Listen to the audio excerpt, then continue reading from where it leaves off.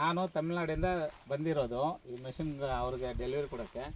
ಈಗ ನೀವು ಆಲ್ರೆಡಿ ಒಂದು ಮೆಷಿನ್ ಇಟ್ಕೊಂಡಿದ್ದೀರಾ, ಆ ಮೆಷಿನ್ ಓಡಿಸ್ತಿರ್ತೀರಾ, ಈ ಮೆಷಿನ್ ಇವಾಗ ಓಡಿಸಿ ನೋಡಿದ್ದೀರಾ. ಈಗ ಇದು ಕಲೆ ಬಂದು 1 ಅಡಿ 1.5 ಅಡಿ ಹೈಟ್ಗೆ ಇತ್ತು. ಈಗ ನಿಮಗೆ ಎಕ್ಸ್ಪೀರಿಯನ್ಸ್ ಹೆಂಗಿದೆ? ಪರವಾಗಿಲ್ಲ, ಚೆನ್ನಾಗೈತೆ. ಈಗ ಮೆಷಿನ್ ವೈಬ್ರೇಷನ್ ಏನಿಲ್ಲ. ಅದಾದ್ರೆ ಮಾಯಿಸೋಣ ಅಂತ ಐತಲ್ಲ ಏನೋ. ಆಮೇಲೆ ಇದು ಏನಪ್ಪ ಅಂದ್ರೆ ಹಿಡ್ಕೊಂಡ್ರೆ ಹೋಯ್ತದೆ, ಅದೇನಿಲ್ಲ ತಳ್ಳಬೇಕು, ಅದಕ್ಕೆ ಚೆಕ್ ಮಾಡ್ತಾ ಇರೋದು. ಏನು ಹೊಡಿತಾ ಇರ್ತದೆ ಅದಕ್ಕೆ. ಓಕೆ, ಇದು ಈಗ ನಿಮ್ಗೆ ಇದು ವೈಬ್ರೇಷನ್ ಹೆಂಗಿದೆ ನಿಮ್ಗೆ?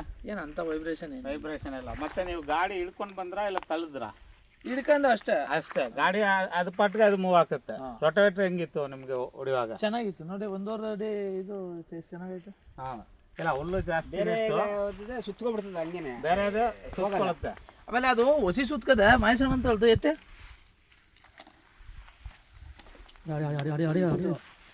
ಅದು ನ್ಯಾತ್ ಹಾಕಬಿಟ್ಟಿರೋದು.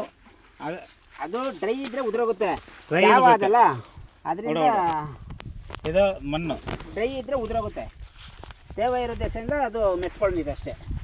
ಮಣ್ಣು ಲೂಸ್ ಆಗಬೇಕು ಹೊಡಿವಾಗ. ಮಣ್ಣು ಲೂಸ್ ಆಯಿತು ಅಂದರೆ ಇನ್ನೂ ತುಂಬ ಅಡ್ವಾಂಟೇಜು. ಇದು ಸ್ವಲ್ಪ ವೆಟ್ ಇದೆ ಮಣ್ಣು. ಈಗ ಇನ್ನೊಂದು ಇದರಲ್ಲಿ ರಿಜ್ಜು ಮಣ್ಣು ಏರ್ಸೋದು ಹಾಕ್ಸಿ ತೋರಿಸ್ತೀವಿ, ಅದನ್ನು ನೀವು ನೋಡಿ ಹೆಂಗಿದೆ ಏನಂತ ಇದು ಮಾಡಿ. ನಮಗೇನೆಂದರೆ ನಾವು ಯಾವುದು ವೀಡಿಯೋ ಅಂಥವೆಲ್ಲ ಜಾಸ್ತಿ ಹಾಕ್ಲಿಲ್ಲ ಯೂಟ್ಯೂಬಲ್ಲಿ.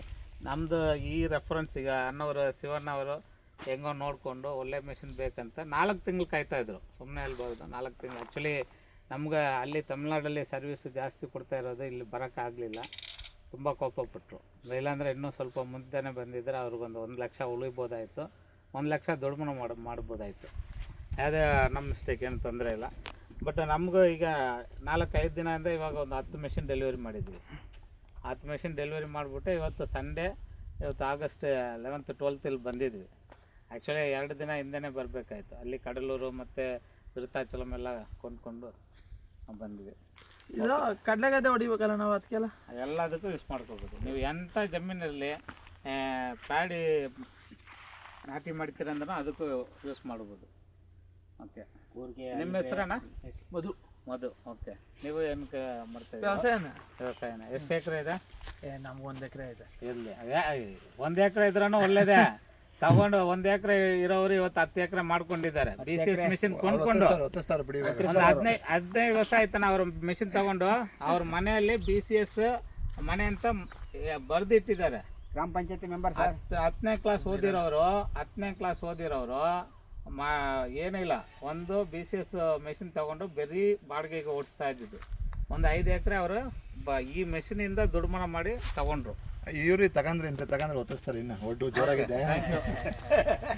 ಜೋರಾಗಿದೆ,